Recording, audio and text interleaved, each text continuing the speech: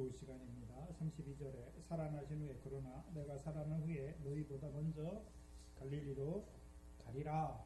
그렇죠? 주께서 다 아시죠? 그래서 주께서 자기가 죽으실 것을, 목자인 자신이 죽으실 것을 아시죠.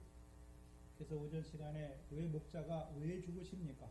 양들을 위해서 죽으시는데 양들로 하여금 그리스도의 피로 말미암아 구속 곧 죄사함을 얻는 자로 살아가게 하시려.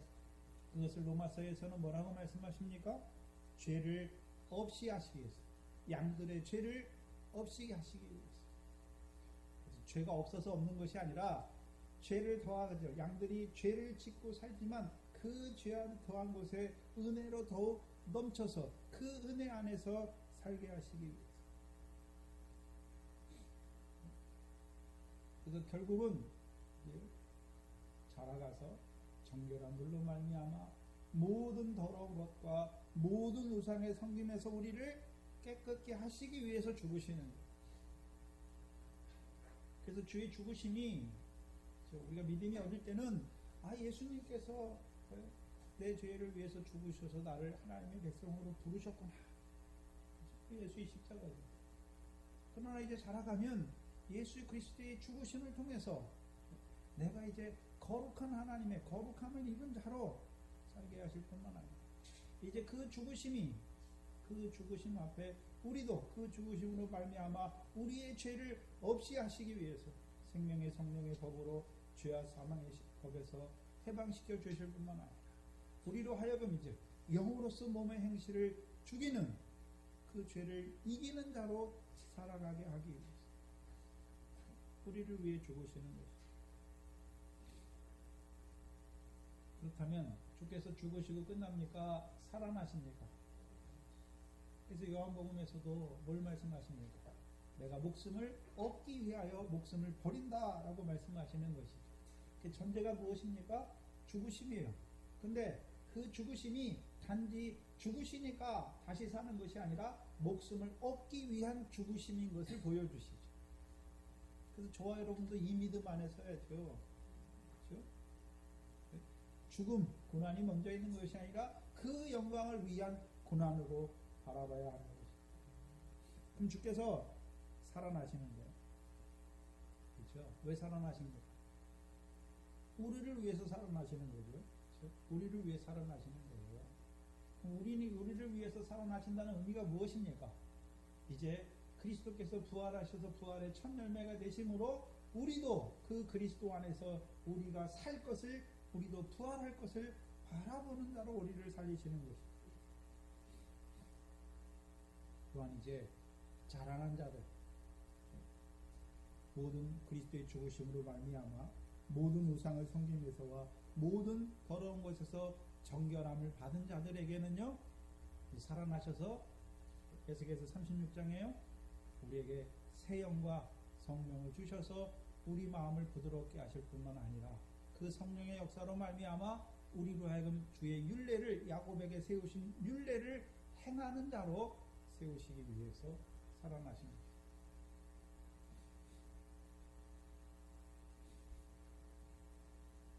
한마디로 하면 그 목자의 죽으심을 통해서 그 목자의 사랑을 알게 하셔서 이제 우리로 하여금요 그 사랑에 합당한 자로 살게 하시는 것입니다. 곧 성령의 열매를 맺는 사랑으로 율법을 이루는 자들로 우리를 살리시기 위해서 부활하시는 것입니다. 그래서 부활하신 주께서 그의 성령을 부어주심으로 말미암아 우리로요 그 영으로 육신의 행실을 죽이게 하셔서 살게 하시는 것이죠. 그게 저와 여러분의 참 생명입니다. 특별히 이제 살아나신 후에 너희보다 먼저 갈릴리로 갈 것을 말씀하십니다. 그래서 우리가 지난 시간에 마태복음 28장에 갈릴리의 산에서 부활하신 주님을 뵙는 제자들, 그들에게 뭘 주십니까? 하늘과 땅의 모든 권세를 그들에게 주셔서, 그렇죠? 그들로 하여금 이제 아버지와 아들과 성령으로 세례주게 하셔서 모든 족속으로 제자를 삼고, 그렇죠? 제자만 삼으면 다 됩니까? 그 제자들에게 주께서 분부한 모든 것을 가르쳐서 그들도 지키게 하는 것이죠. 그래서 그 하늘과 땅의 모든 권능을 주심으로 말미암아 제자들을 그리스도 예수의 일꾼으로 세우시는 것이죠. 살아남은 어부와 추수할 일꾼과 그 반석으로 세워주셔서 그들을 통해서 이제 교회를 세워가시는 거예요. 하나님의 교회를. 그래서 예수님과 제자들이 부활하시기 전에는 그게 교회입니까? 아닙니까? 아직 교회가 아니죠. 이제 성령이 오순절 성령 그들에게 그 부활하신 주께서 오순절 성령을 부어주심으로 이제 교회가 이루어지게 하시는 것이죠. 신약의 교회는 육적 이스라엘의 남은 자들을 통하여 이방인된 우리를 부르심으로 말미암아 이제 이방인들과 유대인들과 이방인들이 그리스도 예수 안에서 한 사람이 되는 것이죠. 그것이 에베소서 2장입니다. 에베소서 2장을 보시면 그래서 주의 죽으심이 흩으시잖아요. 1차적으로 그게 스가랴 때 이루어진 걸 보여주셨고 2차적으로는요. 주의 죽으심으로 말미암아 누가 흩어집니까? 육적 이스라엘이 흩어지잖아요. 이방인의 수가 차기까지 육적 이스라엘의 더러는 완악하게 되는 것이죠. 그래서 육적 이스라엘이 처음에는 하나님의 양이었어요. 근데 그리스도의 죽으심으로 말미암아 흩어지게 됐죠. 그래서 그들이 결국은 흩어지는 자가 되잖아요. 죽는 자가 되는, 거기서 흩어졌다고 하는 것은 3분의 2, 양들의 3분의 2가 멸절되잖아요. 멸절됐다는 의미가 뭡니까? 신약에서는요. 육적 이스라엘, 예수님 당시 육적 이스라엘 중에 참 감람나무에서 꺾이운 자들이 되는 것이고, 그 남은 유대인들 중에서 예수 그리스도를 쫓는 그 남은 자들을 통해서 이방인된 우리가 참 감람나무의 가지로 접붙임 받는 것이죠. 그래서 이제 주로 말미암아 그 죽으심으로 말미암아 이제 죽으시고 살아나셔서 갈릴리에 가셔서 그들에게 하늘과 땅의 권세를 주시는 이유가 무엇입니까? 이제 유대인의 남은 자들 중에서 그들을 통해서 이방인 가운데 있는 그들을 참 감람나무의 가지로 접붙여 주시기 위함이죠. 그래서 갈릴리는 이중적인 의미를 내포하고 있지요. 그래서 마태복음 4장의 갈릴리, 그렇죠? 갈릴리에서 그 제자들을 부르시죠. 그렇죠? 갈릴리에서 제자들을 부르시죠. 그리고 그 제자들에게 주의 죽으심의 의미를 알게 하시고, 그들보다 먼저 살아나셔서 이제 부활하셔서 죽으시고 부활하셔서 그들보다 먼저 갈릴리로 가셔서 그 제자들을 인도하셔서 그들에게 이제 하늘과 땅의 모든 권세를 더해 주시는 것이죠. 그래서 그들을 통하여 아버지와 아들과 성령의 이름으로 세례를 주게 하셔서 이제 하나님의 교회, 새로운 하나님의 교회, 그리스도로 말미암은 하나님의 교회를 세워가시는 것이죠. 그래서 우리가 아는 것처럼 마태복음 4장의 갈릴리가요, 창세기 49장 13절에 스불론에 대한 예언이고, 마태복음 28장의 갈릴리, 너희보다 살아서 먼저 갈릴리로 가는 그 갈릴리가요, 신명기 33장 18절 19절의 갈릴리죠. 신명기 33장입니다.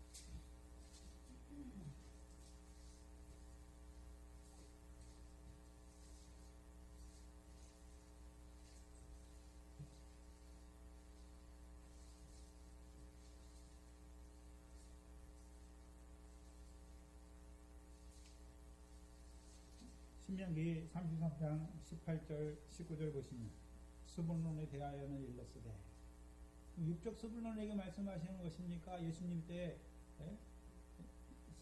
스불론 땅과 납달리 땅과 해변길과 이방의 갈릴리여 말씀하시는 것입니다.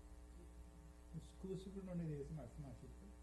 18절에 스불론에 대하여는 일렀으되, 스불론이여 너는 나감을 기뻐하라. 이사가리여 너는 장막에 있음을 즐거워하라. 그들이, 그 스불론 백성들이 열국 백성을 불러서 산에 이르게 하고, 어디의 산입니까?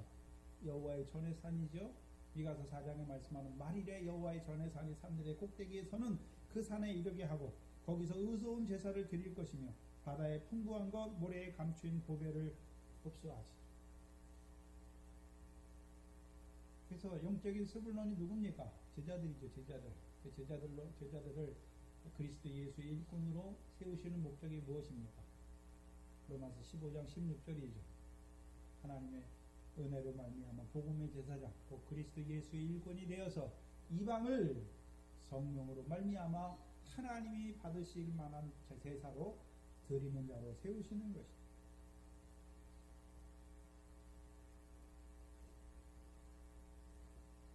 그게 주의 죽으심과 주의 살아나심을 통해서 이루어 가시는 것. 그래서 주의 죽으심과 살아나심은 육적 이스라엘에게는 어떤 의미가 있습니까? 육적 이스라엘이 끊어지는 거죠. 왜 끊어집니까? 그들이 율법을 따라 드리는 예배를 고집함으로 끊어지는 거죠. 왜? 율법을 완전케 하시는. 이제 율법의 제사를 폐함에도 불구하고 그 율법의 제사를 드리려고 하는 그들을 끊게 하시고, 이제 육적 이스라엘 중에 남은 자를 통해서 양들을 다시 회복시키시죠. 누굽니까? 이방인들 우리를 부르시는 것이. 그래서 크게 보면 하나님께서 목자를 치시므로, 근데 누구를 들어 치십니까? 대제사장, 서기관, 바리새인들을 들어서 치시는 것이. 그것을 통해서 육적 이스라엘은 끊어지게 하시고 이방인들 우리가 하나님의 백성으로 부르심을 받게 하시는 것이. 하나 더 들어가서 이제 예수님과 제자들. 마태복음에서는 예수님께서 내가 목자를 치리니 양들이 흩어지리라 할 때 그 첫 번째 양들은 누굽니까? 예수님의 제자들이 예수님의 제자. 그래서 양들을 말할 때는 하나님의 백성, 육적 이스라엘의 양들에 관해서도 말하지만 예수님께 목자이신 예수님을 따르던 제자들이 양이에요. 1차적으로 제자들이죠. 그러면 이 제자들은 주님의 가르치심을 다 받았고 주님의 권능도 받아서 행하던 자들이고, 더 나아가서는 주님의 몸과 피를 먹고 가신 제자들. 특별히 마태복음 16장 21절 예수 그리스도께서 예루살렘에 올라가 고난받고 죽임당하고 제3일에 살아날 것을 가르쳐 주셨고, 또한 그들에게 주를 위하여 죽는 것이 무엇인지를 깨닫게 하여 주셔서 인자가 아버지의 영광으로 오실 때 그 주를 위하여 목숨을 잃은 자들에게 어떠한 영광으로 갚아 주실 것을 본 베드로, 그렇죠? 따로 높은 엿새 위에 따로 높은 산에서 지극히 큰 영광 중에 나는 소리를 들었던 그 베드로. 그럼 그 베드로가 주를, 양들이 흩어진다는 의미는 여기서 어떤 흩어짐입니까? 제자들이 주를 버린다는 의미. 지금까지는 우리가 성경 전체적인 큰 면에서 주께서 양을 치심으로 양이 흩어지는 의미가 무엇인지를 보여주신 거예요. 양들이 흩어지는 것은 하나님께서 3분의 2 되는 양들을 멸절하신 거예요. 육적 이스라엘, 그 교훈을 따라 행하는 자들을 멸절하시고 그 남은 자들을 통해서 이방을 회복시켜서 돌아오게 하시는 것이고, 그게 전체적인 큰 면이고, 그러면 지금 이제 예수님이 목자고 예수님을 따르는 제자들과의 관계에서 양이 흩어진다는 말이 무엇입니까? 주를 부인하는 자들이 되는 것입니다. 지난 시간에 그래서 너희가 다 나를 인하여 실족하리, 나를 버리리란 말이 스캔달리조라는 동사를 통해서 나로 인하여 실족할 것을 말씀하셨죠. 제자들은 주의 죽음의 의미가 무엇인지, 또한 그 죽음을 통해서 이루시는 그 영광이 무엇인지, 또한 자기들에게 왜 주의 죽음과 고난과 제3일에 살아날 것을 가르쳐 주시는 이유가 무엇인지를 알았던 제자들이에요. 특별히 베드로, 따로 높은 산에 엿새 위의 영광까지. 그래서 우리도 주를 위하여 고난받고 죽임을 당하면 제3일에 살아날 것, 엿새 위에 살아날 그 영광을 봤던 제자들, 또한 주의 몸과 피에 참여했던 그 제자들이 주를 버린다는 의미가 무엇입니까? 양떼가 흩어진다는 의미가 무엇입니까? 부인한다는 거죠. 35절에 34절이죠. 닭 울기 전 내가 세 번 나를 부인한다는 거죠. 그 부인한다는 말이 무엇입니까? 예수님의 제자들이 주를 인하여 실족하여 넘어지는 자가 되는 거죠. 그렇죠? 그러면 부인한다, 양들이 흩어진다는 의미, 제자들이 부인한다는 의미는 어디서 부인하는 것입니까? 죽을 자리에서 부인하는 거예요. 마태복음 16장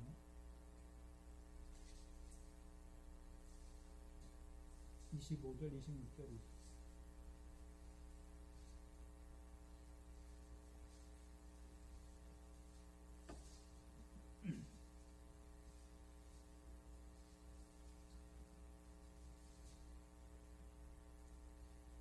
예수님께서 마태복음 16장 21절 이때로부터, 이때는 언제입니까? 음부의 권세가 해하지 못하는 하나님의 교회를 세우시고자 하신 반석의 믿음에 설 때, 그렇죠? 그래서 인자의 살과 떡을 주어 먹고 마시게 하는 이유가 무엇입니까? 음부의 권세가 해하지 못하는 하나님의 교회, 영생하는 하나님의 교회로 세우시고, 이제 그들에게 21절에 이때로부터 비로소 예수 그리스도께서 자기가 예루살렘에 올라가 장로들과 대제사장들과 서기관들에게 많은 고난을 받고 죽임을 당하고 제3일에 살아날 것을 제자들에게 비로소 가르치시죠. 그럼 제자들에게 가르치신 이유가 무엇입니까? 가르치신 대로 그들도 살게 하시고. 그래서 주께서 겟세마네로 가는 그 길이 무엇입니까? 먼저 주님이 본으로 보여주는 거예요. 고난받고 죽임을 당하고 제3일에 살아나는 그것이 무엇인지를 자기 몸으로 보여주시는 것이고, 그걸 제자들에게 몸소 가르치시는 것이죠. 근데 제자들은 그 주님을 쫓아가면서 목자가 침을 받을 때 다 주를 버리는 자들이 될 것을 말씀하셨죠. 그러면 주를 버린다는 의미는 그냥 아무것도 모르고 버리는 것이 아니라 25절 26절이죠. 누구든지 제 목숨을 구원코자 하면 잃을 것이요, 누구든지 나를 위하여 제 목숨을 잃으면 찾으리라. 사람이 만일 온 천하를 얻고도 제 목숨을 잃으면 무엇이 이렇게 하리요? 사람이 무엇을 주고 제 목숨을 바꾸겠느냐. 그러면 제자들이 주를 버린다는 의미가 무엇입니까? 자기 목숨을 구원코자 하여 주를 버리는 거예요. 그러면 잃는 자가 되는 것이죠. 그렇죠? 목자를 치니까 양들이 흩어진다는 말은 마태복음에서는 제자들이 양의 목자의 양들인 제자들이, 주님을 따랐던 제자들, 특별히 따로 높은 산에 그 영광의 주님까지 봤던 그 베드로가 뭐하는 자가 됩니까? 주를 부인하는 자가 된다는 의미인데, 주를 부인한다는 의미는요, 자기 목숨을, 육신의 목숨을 구원코자 부인하는 자가 되는 것이죠. 그러면 분명히 잃는 자가 되죠. 무엇을 잃는 자가 됩니까? 주와 복음을 위하여 죽는 자들이 얻는 것이 무엇입니까? 엿새 후에 그 영광, 천년왕국에 첫째 부활하여 천년왕국에 들어가는 것인데,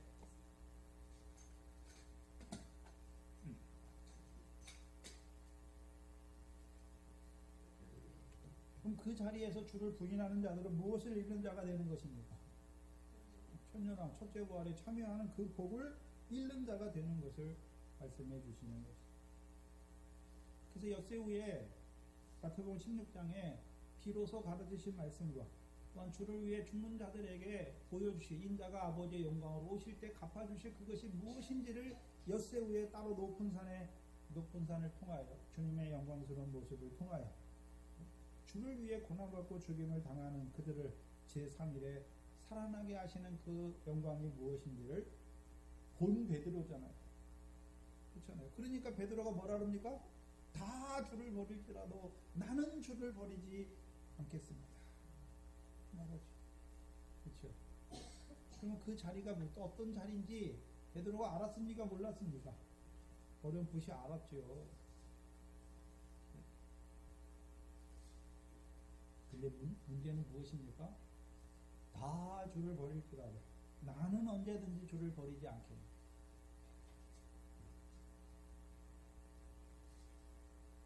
욥과 같이 자기 순전을 자기가 지키는 것, 자기 믿음을 자기가 지키려고 하는 것, 자기가 주를 위해 죽겠다는 것.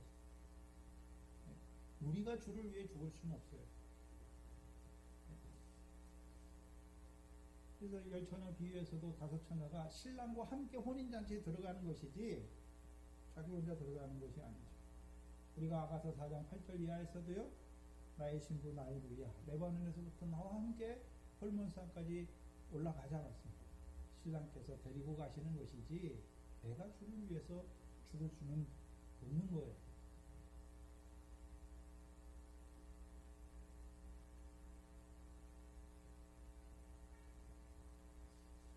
(34절에) 예수께서 가라사대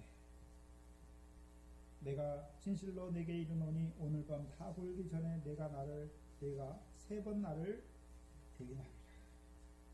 주를 위해 죽겠다고 하는 그 베드로. 근데 언제 부인합니까? 오늘 밤에. 그래서 마태복음 22장 53절에 밤이 예수님이 그냥 돌아가시는, 잡히시는 그 그냥 단순한 그 밥을 말하는 것이 아니라 누가복음 22장 53절을 보시면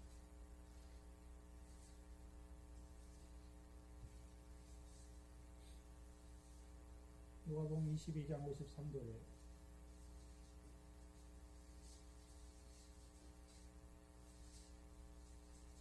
내가 날마다 너희와 함께 성전에 있을 때에 내게 손을 대지 아니하였도다. 그러나 이제는 너희 때여 어둠의 권세가 있다. 그래서 창세기 1장에 첫째 날을 나누시잖아요. 빛으로 말미암아 빛을 낮이라 하시고 어두움을 밤이라 하시되, 밤이 됐다는 것은 뭐가 시작됐습니까? 어둠의 권세가 시작된 거예요. 그래서 예수님을 죽일 때 낮에 고속한 자들이 죽는 것이 아니라 어둠의 권세로 역사하는 대제사장, 서기관, 장로들이 죽이는 것이. 예수님이 빛이잖아요. 예수 그리스도 안에 있는 제자들은 흩어지지만 주를 부인하지만 주를 죽이는 데는 참여하지 않죠. 그렇죠? 어둠의 권세가, 밤의 권세가 무서우니까 도망가잖아요. 자기 목숨 안 죽으려고, 자기 목숨을 구원코자 도망하는 것이죠. 근데 어둠의 권세로 역사하는 자들이 있죠. 대제사장, 서기관, 장로들이. 그래서 예수님께서 불법이 성함으로 많은 사람의 사랑이 식어지리라 하셨죠. 마태복음 24장에서. 내가 주를 사랑한다고 하는 사랑은 다 어둠의 권세가 역사하면 다 흩어지게 돼 있어. 다 부인하게 돼 있어. 내가 주를 위해서 뭐도 하고 하는 자들은 어둠의 권세로 역사하는 자들 앞에서 다 깨어지게 돼 있어요. 왜요? 그 불법이 성하니까 사랑이 식는 거예요. 그러나 아버지의 사랑 안에 있는 주님은 어떻습니까? 주님의 사랑, 아버지의 사랑 안에 있는 주님은 뭘 보고 있습니까? 어둠의 권세를 통해서 주를 죽는 자리까지 인도하시는 그 사랑 안에 있잖아요. 저와 여러분이 어떤 자리에 있어야 됩니까? 어둠의 권세를 통하여 나를 고난받게 하고 핍박받게 하고 죽는 자리까지 나아가게 하는 그 어둠의 권세를 통해서 나를 어떻게 사랑하시는지, 나를 어떻게 그 영광에 들어가게 하시는지, 나를 어떻게 그 순교의 영광에 들어가게 하시는지를 보면 어둠의 권세 때문에 사랑이 식어집니까? 오히려 어둠의 권세를 인하여 나를 그 빛난 영광으로 이끄시는 주님을 감사하는 자, 찬송하는 자가 되는 거죠.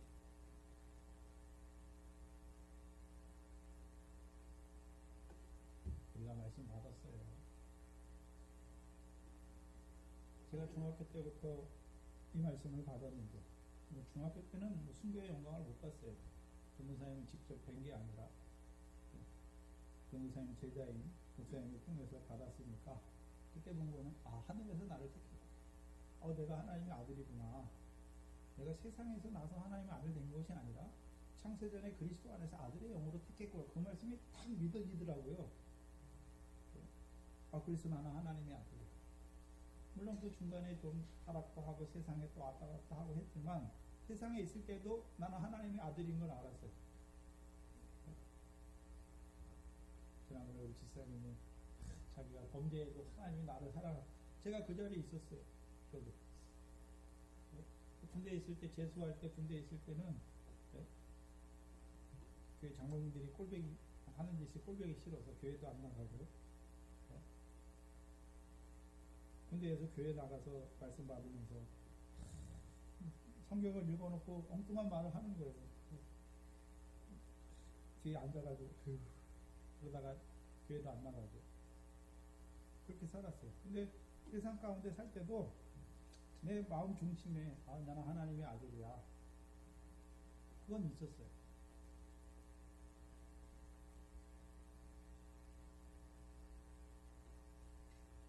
근데 제가 이제 제대하고 나서 이제 전도사님 집회를 다니면서 순교를 통해서 이루시는 영광의 말씀을 받았죠. 그 말씀 받으니까 얼마나 좋든지, 내가 내일이라도 당장 주님 오시면 환란이 시작되면 순교할 수 있을 것처럼 생각했어요.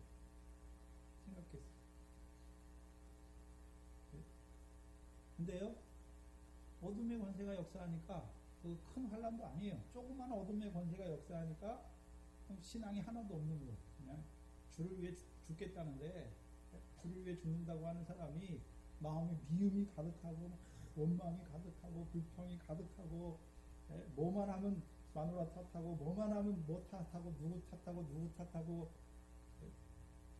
그게 결국 어떤 작가이 되냐면, 하나님 나 좀 데려갔으면 좋겠다. 내가 세상에 살아서 뭐 하냐고, 하나님 나 좀 데려갔었으면 좋겠다. 그런 기도까지 했어요. 그러니까 기도라기보다는 그런 불평까지 했죠. 하나님 저 좀 데려가세요. 저희가 젊은 나이였어요.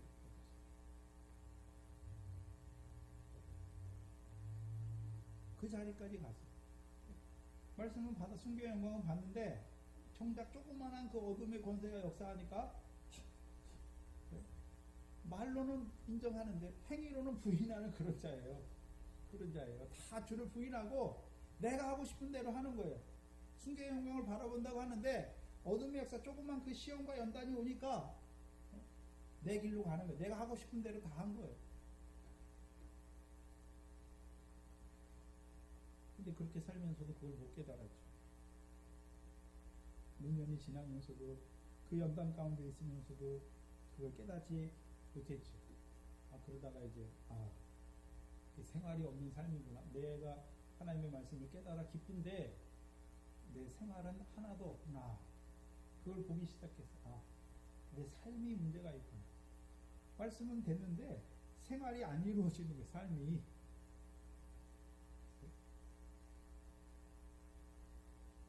그게 부인하는 자리예요. 말로는 시인해요. 근데 행위로는 부인하는 자리예요.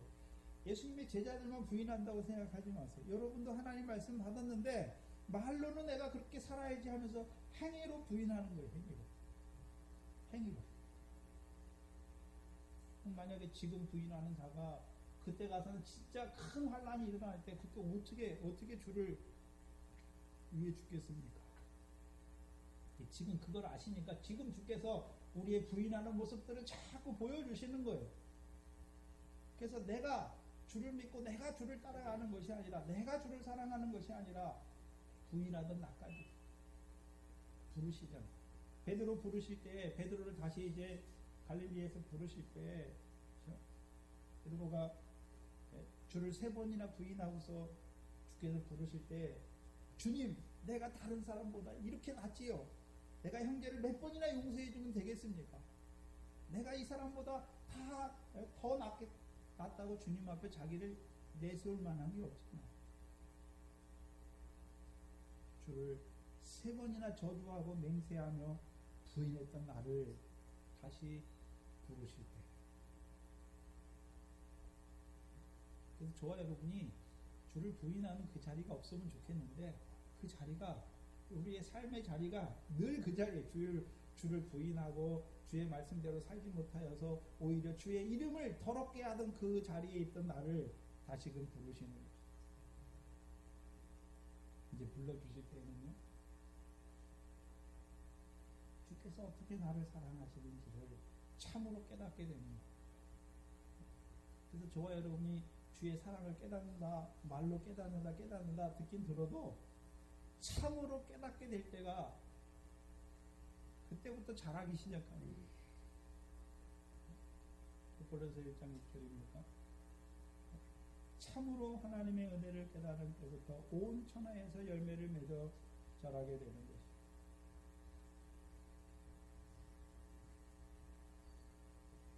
그럼 주께서 오늘 밤 닭 울기 전에 내가 3번 나를 부인하리라 말씀하세요. 그럼 제자들은 주께서 죽으시는 그것만 보는 거예요. 어둠의 권세를 통해서 그 일을 이루어 가시는 것은 알지 못해요.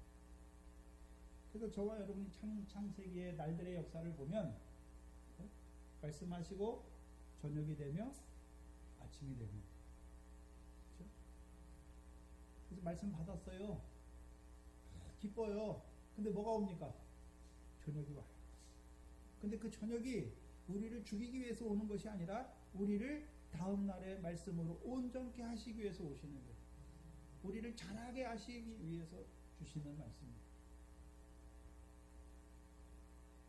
그런데 제자들은 그 어둠의 권세를 통하여 이루시는 역사를 알지 못하는 거예요. 또 부인하는 자가 돼요. 저와 여러분도 말씀 받았어요. 말씀 받았으니까 다 되겠지가 아니에요. 말씀을 인하여 시험과 환난이 온다는 것을 알아야 돼요. 온다는 것을 알아야 돼요. 또한 자라난 자들에게는 말씀을 받은 자들에게 어둠의 권세를 통해서 고난과 핍박이 온다는 걸 알아야 돼요. 근데 말씀 받았으니까, 순교 영광 받았으니까 그냥 순교할 줄 알아요. 어둠의 권세로 다스리게 하시는 거예요. 어둠의 권세로 그 어두운 가운데 우리를 넣으신단 말이죠. 근데 문제는 무엇을 봐야 됩니까? 주님과 같이 지금은 너희 때여 어둠의 권세더라 볼 줄 알아야 돼. 근데 그 어둠의 권세를 통해서 무엇을 이루시는지를 봐야죠. 그래서 예수님께서는 이미 가르치셨잖아요. 내가 예루살렘에 올라가 대제사장들과 서기관들과 장로들에게 고난을 받고 죽임을 당하고. 그럼 어둠의 권세로 역사하는 자들이 누굽니까? 오늘 밤에 어둠의 권세로 역사하는 자들이 누굽니까? 대제사장, 서기관, 장로들이죠. 그들이 하나님의 말씀을 갖고 있다고 하는데 하나님 보실 때는요, 독사의 자식들이 되겠죠. 그것으로 역사하는 거예요.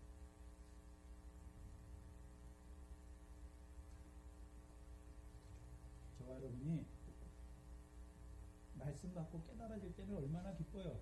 근데 말씀을 인하여 환난이 오면 부인하게. 근데 부인하는 그것을 통해서 내가 어떤 자라는 걸 알게 돼요. 내가 말씀 주셨으면 말씀대로 살 수 없다는 것을 알게 하시는 거예요. 주께서 나에게 그 순교의 영광 보여주셨지만 내가 주를 위해서는 죽을 수가 없는 나라는 것을 알게 하시는 거예요. 그럼 그 밤에 뭐가 옵니까? 오늘 밤 뭐가 오기 전에? 그럼 닭이 올 때, 여러분 지금 닭이 울잖아요. 닭이 우는데 밤에 옵니까? 밤이 끝나는 새벽 미명에 옵니까? 새벽 미명에 우는 거예요. 근데 그걸 보지 못하죠. 왜? 밤에 부인하니까. 닭 울기 전에 3번 부인하니까. 뭐를 못 본단 말입니까? 그 어둠의 역사를 통하여 빛의 역사를 이루시는 역사를 보지 못하는 자가 되는 것이죠. 그럼 봐야 하는 것은 오늘 밤이니까 예수님 때만 닭이 울고 있습니까? 지금도 울고 있습니까? 지금도 울고 있죠. 그럼 닭이 왜 웁니까? 하나님이 왜 닭을 지으셨을까요? 때를 알리십니다. 근데 3번 부인하죠. 3번. 그렇죠? 3번 부인하죠. 때를 알리시는데 때가 달라요. 다. 지금 그럼 오늘 밤에 닭이 우는데, 오늘 밤에 닭이 우는 것은 왜 웁니까? 무슨 때를 알려줍니까? 오늘 밤은 누가 죽어야 됩니까? 잡히셔서 예수께서 주님이 죽으실 때를 알려주는 닭의 우는 소리죠.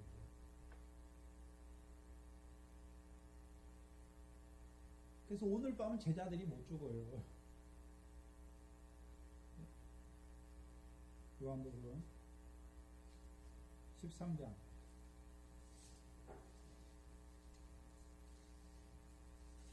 36절, 37절, 38절.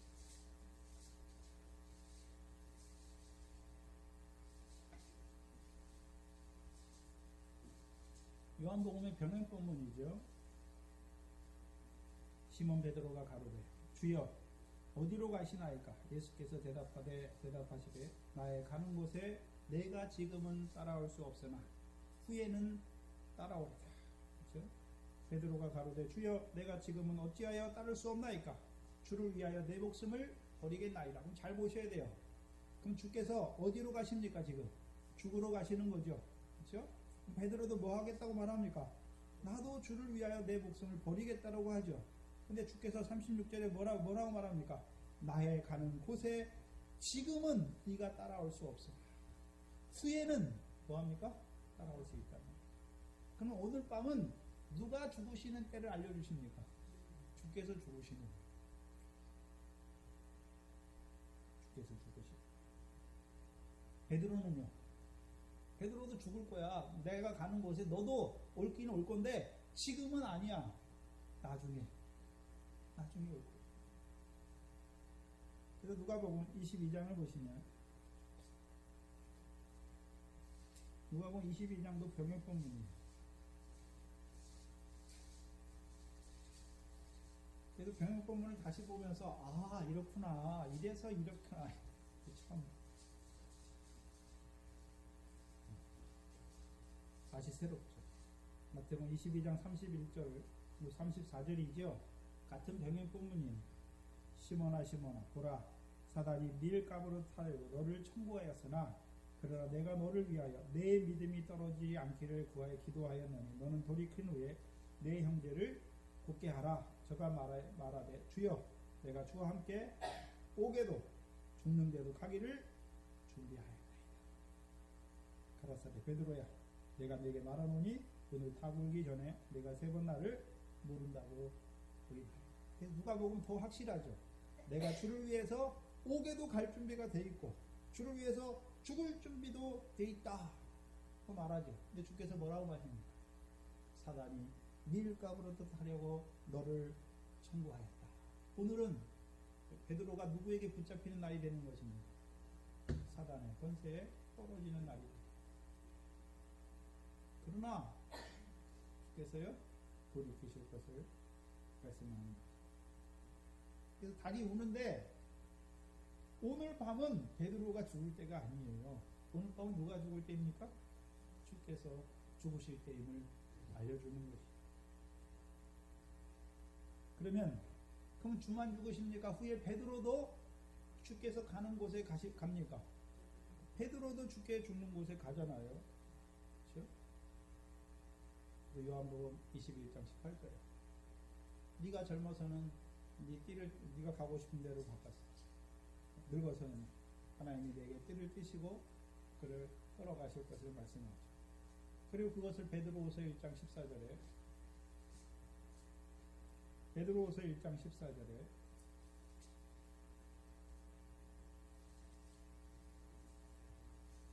13절 14절에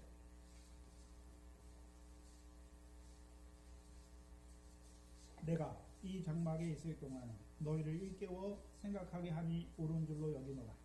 이는 우리 주 예수 그리스도께서 내게 지시하신 것 같이 나도 이 장막을 벗어날 것이 임박한 줄을 아니라. 누가 알려주셨습니까? 우리 주 예수 그리스도께서 베드로에게 지시하신 것 같이. 그럼 베드로는 지금 뭐를 앞두고 있습니까? 자기가 죽게 될 것을 앞에 두고 있는 거죠. 그렇죠? 근데 죽는 걸 두려워하고 있습니까? 그게 주께서 나에게 말씀하신 것이라고 말하는 것이죠. 그렇죠? 이때가 어느 때입니까? 베드로를 위하여 닭이 우는 때예요. 베드로를 위하여. 베드로도 이제 십자가에 죽는데 통설에 그렇죠? 베드로는 이제 거꾸로 십자가에 못 박혀 죽었다고 말하죠. 왜 죽습니까? 베드로가 왜 죽나요? 예수의 증거와 하나님의 말씀을 인하여 목배임을 받은 자가 되는 것입니다. 근데 그때는 베드로가 죽습니까? 우리 주 예수 그리스도께서 베드로에게 지시하신 것 같이 그 자리에 서게 되는 것입니다. 그 자리에 서게 되는 것입니다.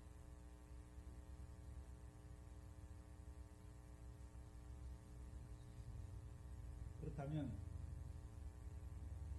따로 높은 산에 올라갔던 제자들, 마가복음에서는 4명이에요. 4명. 안드레가, 베드로, 야고보, 요한, 안드레죠. 3분의 1이에요. 그렇죠? 12명 중에 몇 명입니까? 3분의 1이에요. 하나님 어떻게 하십니까? 연단하시고 단련하시죠. 그래서 어디에 가게 하십니까? 바로 높은 산에 올라가게 하시는 것이죠. 가야 하는 것은 제자들이 지금은 베드로가 지금은 갈 수 없어요. 근데 주께서 아시지요. 그렇죠? 내가 지금은 나 있는 곳, 내가 가는 곳에 가지 못하지만 후에는 올 것을 말씀하시잖아요. 그럼 제자들도 이제 후에 어떤 자가 됩니까? 주를 위하여, 주와 복음을 위하여 고난받고 죽임을 당하는 자가 될 것을 보여주시는 것이죠. 그럼 제자들에게 닭이 우는 때가 언제입니까? 주께서 닭이 우는 때 주께서 뭐 하십니까? 잡히시고 죽으시는 것처럼 베드로에게 닭이 우는 때, 사도 야고보에게 닭이 우는 때가 언제입니까? 사도행전이고, 베드로는요 한참 지나서. 닭이 울었다는 것은 그 때를 알려주는 거죠. 베드로에게 뭐를 알려주십니까? 내가 이 육신의 장막을 벗어버리고 올라갈 것을, 순교할 것을 보여주시는 것이죠. 그래서 닭의 때는 아무한테나 알려주는 게 아니에요. 그렇죠? 주와 같이 첫 번째는 주님이요 죽으심을 당하시는 그 밤에 주께서 죽으심을 알리시는 닭이 우는 거예요. 근데 그 닭을 통해서 주님의 죽으심이 어둠의 권세로 죽어요. 근데 어둠의 권세로 죽으시는 그것이 닭을 통해서 새벽 미명이 있는 것을 알려주는 거예요. 다음 날이 시작되는 것을 알려주는 거잖아요. 주님의 죽으심, 어둠의 권세를 통해서 주님의 죽으심이 이제 무엇을 이루게 되는 것입니까? 우리를 위하여 죽으심을 이루는 것이 또한 부활하게 되는, 죽어야 부활하니까 그 부활의 날을 이루시는 것입니다. 그럼 제자들도 주를 위해 고난받고 죽임을 당해. 그게 어둠의 권세로 역사하는 때잖아요. 그렇죠? 근데 그게 계속됩니까? 닭이 울면 이제 아침이 되는 것입니까? 아침이 되는 것을 보여주시는 것입니다. 그렇다면 닭이 운다고 하는 것은 아무나한테 들려주는 것이 아니라 이 감람산으로 올라가는, 겟세마네로 올라가는 자들에게 닭이 울 것을 말씀하시는, 닭은 때를 알리는 것이죠.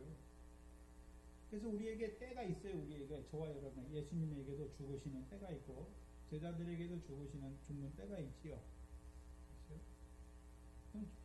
예수님은 죽으시고 나서 다음날 아침으로 빛으로 말미암아 어둠의 권세를 통하여 뭐가 이루어집니까? 죽어요. 근데 그걸로 말미암아 부활하셔서 부활의 첫 열매가 되세요. 그래서 부활의 첫 열매가 되신 주께서 제자들을 갈릴리로 부르셔서 그들에게 하늘과 땅의 모든 권세를 주셔서 아버지와 아들과 성령의 이름으로 세례를 주게 하셔서 교회를 세우는 자들로 세워가시는 것입니다. 또한 제자들에게 이 닭의 울음을 통해서 때를 알려주시는 이유가 무엇입니까? 그들도 주와 같이 그 일 하다가 하나님의 예수의 증거와 하나님의 말씀을 인하여 복되임을 받는 때를 알려주시는 것입니다.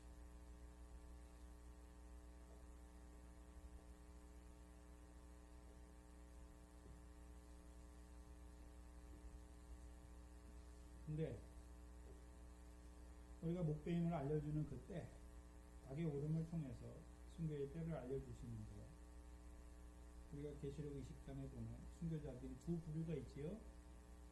큰 환난 전에 죽은 자들은 다 예수의 증거와 하나님의 말씀을 인하여 목배임을 받은 자들이고, 큰 환난 가운데 나온 순교자들은 어떤 자들입니까? 짐승의 시대에 짐승에게 경배하지 아니하고 우상의 표를 받지 아니하므로 죽임을 받은 자들이죠. 저와 앞에 있는 때, 어떤 때입니까? 마지막 환난의 때를 알려주시는 것이죠. 그러면 우리 앞에 갔던 믿음의 선진들, 저희 나라 같은 경우는 신사참배 때, 그때가 뭐 하는 때입니까? 이 닭의 울음을 통해서 순교자를 모집하는 때예요. 그래서 예수의 증거와 하나님의 말씀을 인하여 죽는 자가 되게 하시는 때에 그걸 보지 못하니까 다 어떻게 합니까? 어둠의 권세가 무서워서 장로들이 목사들이 다 알아요. 신사참배 우상이란 거. 근데 일본의 권세가 무서우니까 어떻게 합니까? 다 굴복하는 자가 되잖아요. 부인하는 자들이 되는 것이죠. 근데 그때가 어느 때인지를 알고 깨어났던 자들은 순교하게 되는 거예요. 마지막에 저와 여러분의 때를 알리죠. 마지막 우리 앞에 큰 환란의 때가 있는 것을 보게 하시는 것이죠. 특별히 마가복음 14장 30절을 보시면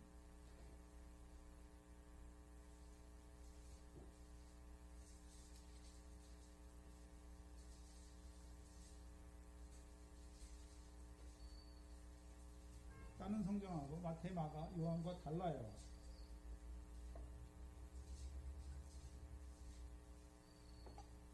같이 읽겠습니다. 시작.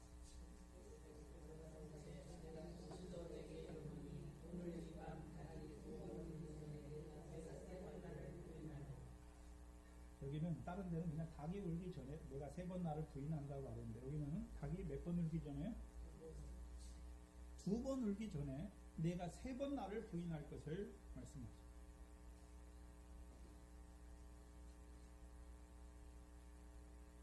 이상해요. 다른 데는 분명히 닭이 2번 우는 거니까 첫 번째 울었고 2번째 우는 그 중간 사이에 뭐 합니까? 3번 부인하는 것을 말씀하죠. 그럼 마가복음을 통해서 우리에게 뭘 말씀하시는 것인가?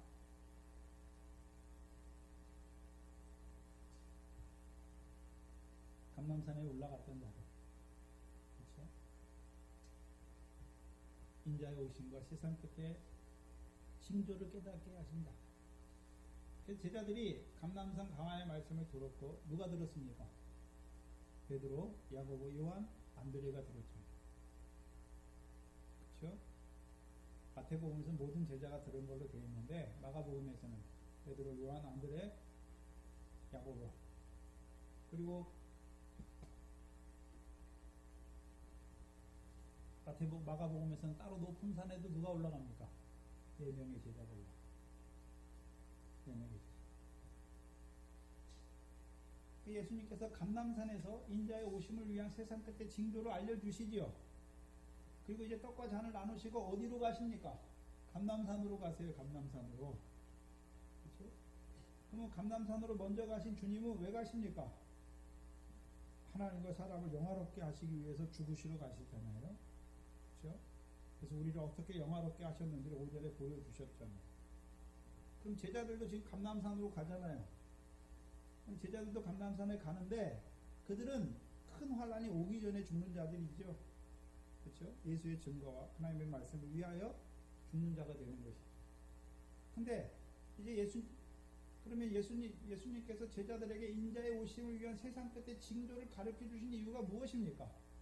그 제자를 통해서 증거하게 하여 주셔서 이제 성령시대 마지막 사는 우리 앞에 뭐가 있을 것이요?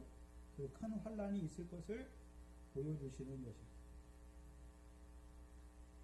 그래서 감람산으로 가는 자들은 그들 앞에 뭐가 있습니까? 닭의 울음소리가 있어요. 그래서 주께서 우리를 위해 죽으셨던 것처럼 우리도 그 사랑을, 주의 죽으심의 의미를 안다는 것은 그의 사랑을 알았잖아요. 그럼 그 사랑을 알았으면 이제 형제를 사랑하지요. 근데 형제를 사랑하는데 그 사랑에서 그칩니까? 더 자라납니까? 더 자라나면 이제 요한일서 3장 16절처럼 우리가 그리스도를 통해서 주의 사랑을 알고 그 사랑을 안아서 우리도 형제를 위하여 죽는 것이 마땅한 자리까지 올라가는 것이죠. 그게 감람산이에요.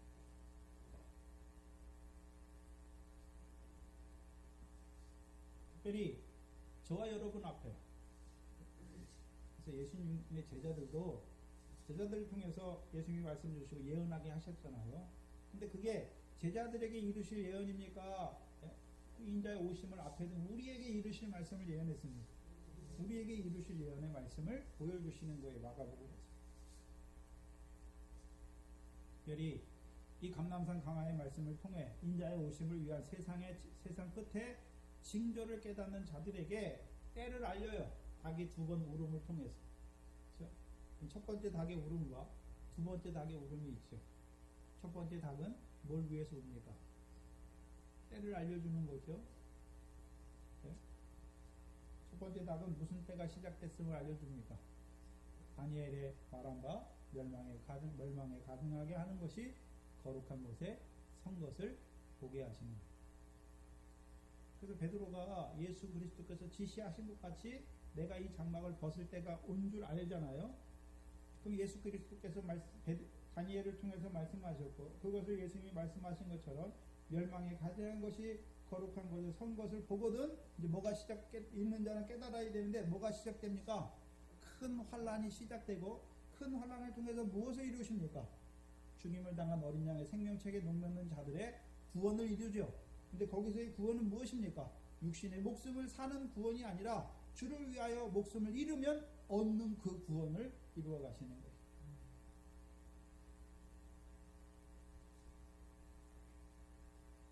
그래서 세 번이에요, 세 번. 한때, 두때, 반때. 그 때를 알려야 돼요. 그래서 우리가 그 마지막 바다에서 올라오는 계시록 13장의 짐승, 그 짐승의 용에게 권세와 능력과 큰 것을 얻어가지고 42달 다스리지요. 다스리는데 성도의 권세가 다 깨어지기까지 다스리죠. 근데 그러면 그 42달 동안, 3년 반 동안 계속해서 환란이 있는 것이 아니라 한때, 두 때에, 마지막 반때에 순교자를 모집하시는 그 악한 짐승의 권세를 통하여 순교케 하시는 그 역사가 이루어지는 것을 보게 하시는 거예요. 그게 첫 닭이 우는 거예요. 근데 문제는 첫 닭을 통해서 그 한때와 두때와 반때에 순교케 하시는 거예요. 그 세 번 다 부인하면 어떻게 됩니까? 두 번째 닭이 울어요. 두 번째 닭의 징조는 뭡니까? 하늘의 권능이 흔들리잖아요. 그리고 인자가 구름을 타고 오는 것을 보게 하시고, 그때부터 뭐가 시작됩니까? 후 3년간 환란이 시작되는 거예요. 그래서 저와 여러분 앞에는 닭이 두 번 울어요. 그렇죠?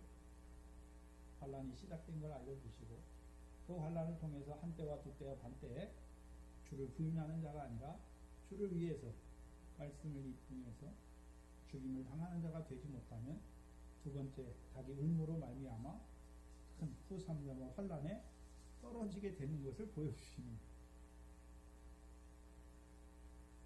그래서 후 3년의 환란에 떨어진 자들이 심히 통곡하게 되는 거죠.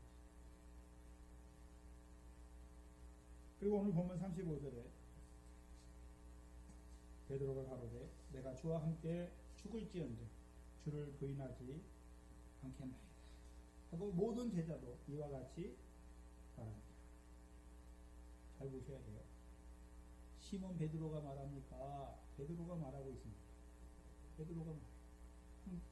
베드로라는 이름을 시몬을 빼고 베드로라고 썼을 때에는 어떤 자입니까? 주는 그리스도시요 살아계신 하나님을 고백하는 자죠. 그러면 그 베드로라 고백하는 주는 그리스도시요 살아계신 하나님의 아들임을 고백하는 그 반석 위에 하나님이 뭘 세우십니까? 음부의 권세가 해하지 못하는 하나님의 교회를 세워주셨잖아요. 그러면 음부의 권세가 해하지 못하게 된 자들, 음부의 권세를 이기는 하나님의 백성들조차 부인하게 된단 말이에요. 그 환란 때에는.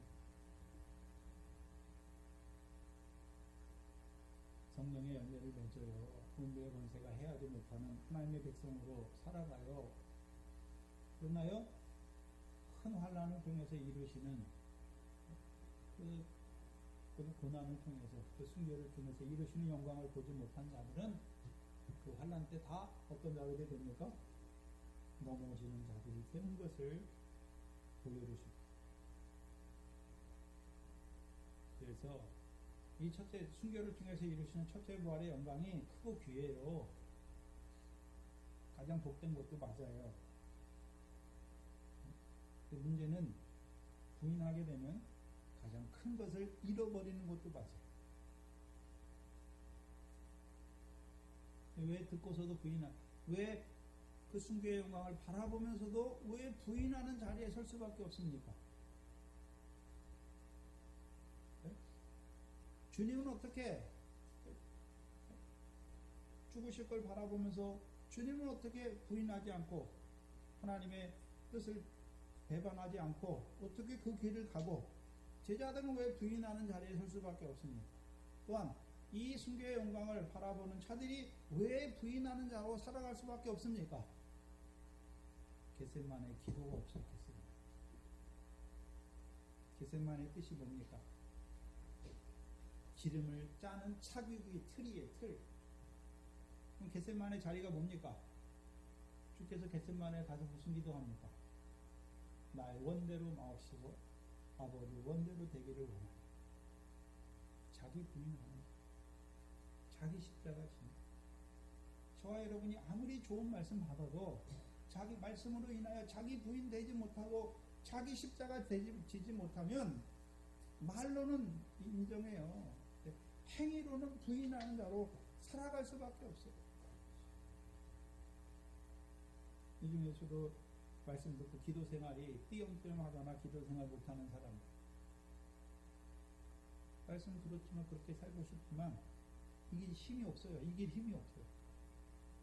이길 힘이 없어요. 보시면 알아요. 이길 힘이 없어요. 그래서 계속 넘어져요. 계속 부인해요. 말로는 그렇게 살기를 원하는데 행위는 항상 부인하는 자로 살아갈 수밖에 없어요. 왜요? 말씀을 붙들었으면 그 말씀 비춰서 내 속에 내 뜻이 뭔가 그거 꺾게 하는 거죠. 주의 뜻이 내게 이루어지기를 기도하는 자, 나의 생각과 나의 경험과 나의 그것을 치는 그 자리가 있어야 됩니다. 자기 부인들이 되는 그 겟세마네 기도 자리가 없으면 다 부인하게 돼요.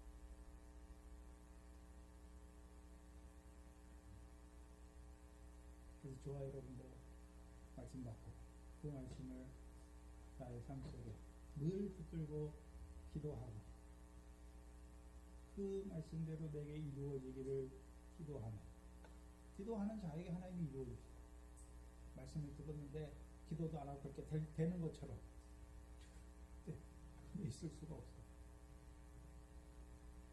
그래서 말씀을 통해서 그 말씀이 내 속에 살아서 그 말씀이 내 삶을 비추게 하시고 그 말씀이 나로 하여금 움직이게 하는 그 삶이 저와 여러분에게 이루어지게 하는 곳이 어디입니까? 그게 겟세마네. 저와 여러분의 뜻이, 저와 여러분의 육체의 소욕이, 정과 욕심이 끊어지는 그 자리, 못 박히는 그 자리가 어디입니까? 그 자리가 겟세마네. 여러분의 겟세마네는 어디입니까? 여러분이 말씀 붙잡고 기도하는 자리, 여러분이 늘 말씀 안에서 깨어있는 그 자리가 저와 여러분의 겟세마네입니다. 기도하겠습니다. 하나님 감사합니다. 이곳에 주의 몸된 교회를 세워주시고 이 영생의 말씀을 인하여서 이방인의 충만한 소를 채워가시기를 원하셔서 이곳에 몸된 교회를 세워주시고 영생의 말씀으로 함께 하신 것으로 감사합니다. 이제 고난과 죽임과 제3일에 살아날 것을 우리에게 가르쳐 주셔서 우리로 하여금 그 순교를 통하여 우리 앞에 있을 큰 환난을 통해서 이루실 그 순교의 영광의 자리까지 우리에게 바라보게 하시고 또한 우리로 하여금 그 제자들의 부인된 삶, 제자들이 주를 부인할 수밖에 없는 그 모습들을 통하여 우리의 삶의 모습을 다시금 비춰보게 하시고 우리가 하나님 말씀 받았다고 하면서 그 말씀대로 산다고 하면서 우리 행위로 부인하는 우리의 삶의 자리를 다시 한번 보게 하셔서 이제 우리로 하여금 우리의 삶의 모습을 가지고 그 겟세마네 기도의 자리까지 우리를 이끌어 가시기를 원하시는 아버지 하나님 감사합니다.